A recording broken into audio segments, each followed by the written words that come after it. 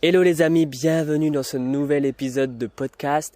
Vraiment, je suis heureux de vous accueillir encore aujourd'hui et en plus j'ai essayé un nouveau format. Là, j'essaie de faire un podcast en marchant. Comme vous le savez, on parle de santé ici, comment prendre soin de son corps, quel temple du Saint-Esprit. Et je me suis dit, quoi de mieux que de marcher. Et en plus de ça, si je peux en profiter pour vous enregistrer des bonnes petites choses, prendre soin de ma santé en même temps, on prend. Et puis aussi, il y a une certaine réalité, c'est qu'aujourd'hui, on n'a pas encore de bureau, donc je travaille souvent soit dans des coworking ou même souvent à Flunch. Je fais pas de sponsor à Flunch, mais bon, c'est souvent là que je travaille et malheureusement il y a tellement de musique ou autre, c'est un petit peu compliqué de pouvoir vous enregistrer des choses qui soient pas plein de bruit et de musique. Donc du coup j'essaie ce format là en marchant, il y a les petits oiseaux qui chantent, c'est plutôt hyper agréable, en plus il fait beau aujourd'hui, donc j'en profite. Et puis aujourd'hui j'aimerais vous parler d'un sujet j'espère qu'il va vous encourager, et pour ça j'aimerais vous raconter une petite histoire. C'est-à-dire que moi j'ai grandi, on a souvent, c'est pas plus que souvent, tous les matins on buvait un grand bol de lait de vache. Chaud, peut-être parfois même avec un petit peu de chocolat en poudre. Et on mettait des céréales, etc. Donc j'ai grandi vraiment avec ça. Et j'étais, j'allais dire pas accro à mon lait, mais j'aimais ça. C'était vraiment mon rituel du matin, que ce soit enfant ou même ado. Et puis un jour, un de mes amis, alors là je pense que c'était pré-ado, sûrement que je devais avoir 12, autour des 10 ans, peut-être 12 ans. Et un de mes amis me dit, ouais Nat, tu sais pas quoi, on a arrêté le lait à la maison, maintenant on ne boit que du thé le matin. Et puis voilà. Et là, moi, quand j'entends ça, je dis mais jamais de la vie, ça va pas, n'importe quoi. Le lait, c'est bon pour ma santé, etc. Enfin, je disais même pas ça d'ailleurs à l'époque. C'est bon tout court pour le goût. et puis, non, mais c'est bon. Il y a pas de raison d'éliminer le lait, quoi. Vous voyez un petit peu. Et donc, je suis parti un petit peu avec ça. Et j'étais là à critiquer et juger. Bon, je connaissais pas encore complètement Jésus à cette époque-là. et puis voilà, et puis on fait un bond un saut dans le temps où finalement quelques années plus tard, je crois que là j'étais à l'université, donc plutôt étudiant, je pense que j'avais 22 ans, et là je tombe sur une vidéo sur Facebook qui parle du lait. Comment est produit le lait de vache? Alors, je sais pas si vous entendez, il y a le petit courant d'eau, le petit ruisseau juste à côté, les oiseaux sont en folie. Bref, et donc je suis là, je vois cette vidéo et là je suis choqué. Les amis, je suis littéralement choqué.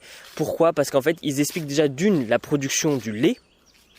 C'est-à-dire que en fait les montrer, c'est vraiment des images, donc, et puis c'est des images choquantes, c'est-à-dire qu'ils ensemençaient directement les vaches pour qu'elles soient toujours en gestation, c'est-à-dire qu'à peine elles mettaient bas de leur veau, qu'on leur enlevait le veau, et derrière, tout de suite, on les ensemençait pour qu'elles retombent en gestation et qu'elles puissent en fait produire du lait. C'est-à-dire que si elles sont pas en gestation, c'est comme, je veux dire pour nous humains, pour vous mesdames plutôt même, s'il n'y a pas de bébé, il n'y a pas de lait, tout simplement. Mais c'est la même chose pour les vaches, c'est-à-dire que s'il n'y a pas de bébé, pas de veau, pas de lait. Pas de veau, pas de lait, bon bref. Et ce qui fait que déjà en fait il y a tout ce process là. Il montrait en fait que déjà du coup ça voulait dire que les vaches étaient en mauvaise santé. Il y avait tout un truc de putréfaction, c'est-à-dire qu'il y avait du pu à l'intérieur du lait. Bref, ça m'a dégoûté. Et en plus de ça, il montrait que le lait était finalement pas si bon que ça pour la santé. Et même aujourd'hui, avec les connaissances que je peux avoir, je peux vous assurer, je suis désolé peut-être de t'annoncer ça, j'espère que ça va pas te dégoûter. Enfin si, j'espère que ça va te dégoûter du lait justement, en tout cas tu m'en voudras pas. C'est-à-dire que oui, le lait n'est pas bon pour la santé.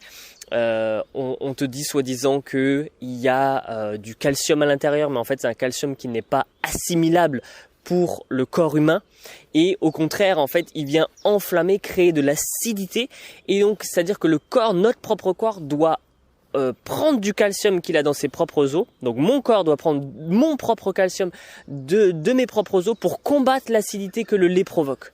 Donc au lieu de m'apporter des bonnes choses, il vient au contraire empirer et enlever les bonnes choses que j'ai dans mon corps. Vous voyez un petit peu le massacre, quoi. Juste le massacre. Et le lait est responsable de énormément de maladies inflammatoires, tout au niveau des muqueuses aussi, donc toute la sphère ORL. Donc voilà, c'est juste une catastrophe par rapport au lait. Donc c'est pas, voilà, je suis désolé de vous le dire, mais le lait n'est pas ce qui est de meilleur. Et donc voilà, donc je finis ma petite histoire, je tombe sur ça, et qu'est-ce qui se passe sur cette vidéo-là?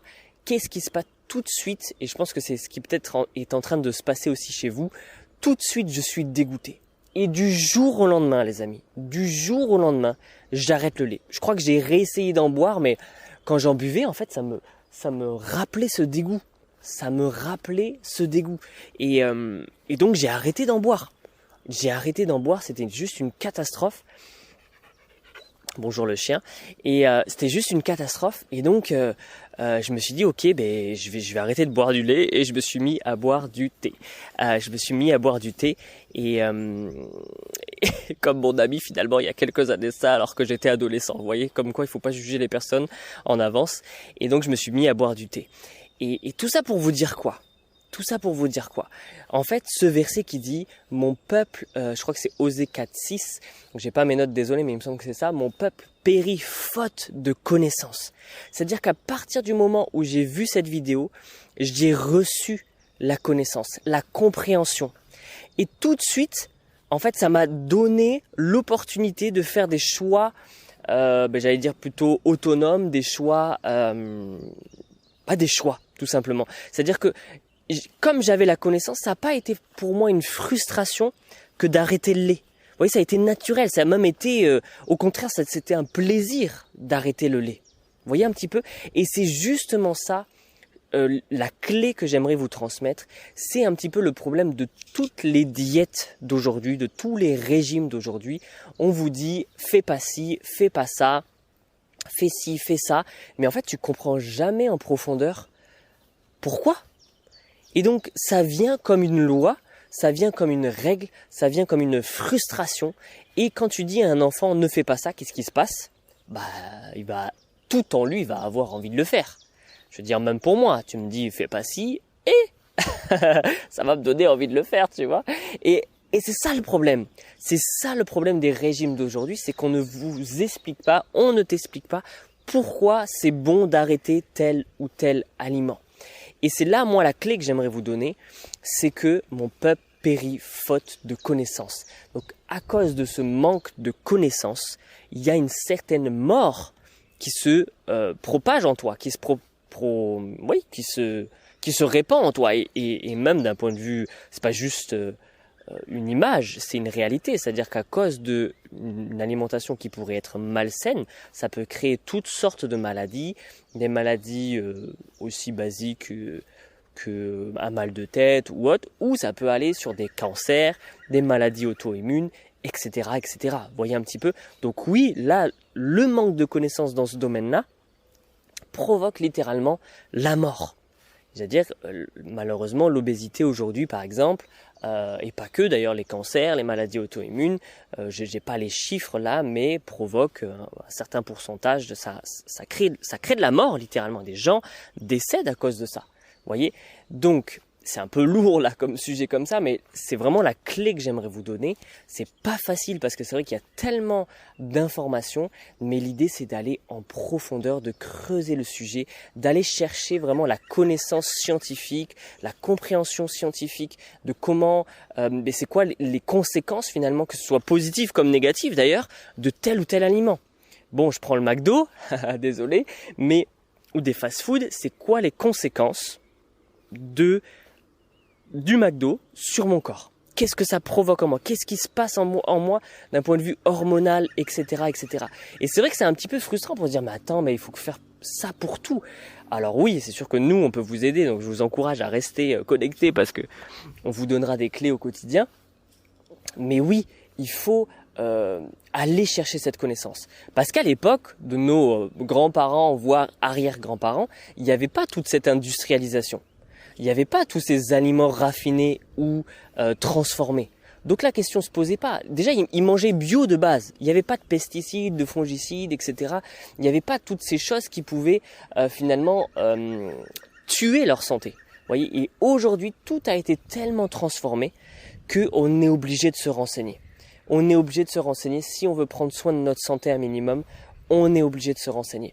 Donc vraiment, c'est la clé, pour finir un petit peu, la clé que j'aimerais vraiment vous donner. Mon peuple périt faute de connaissances. Si tu veux changer ton alimentation sur le long terme, tu dois aller chercher la compréhension, la connaissance physiologique, physique de ce qui se passe en toi quand tu manges tel ou tel aliment.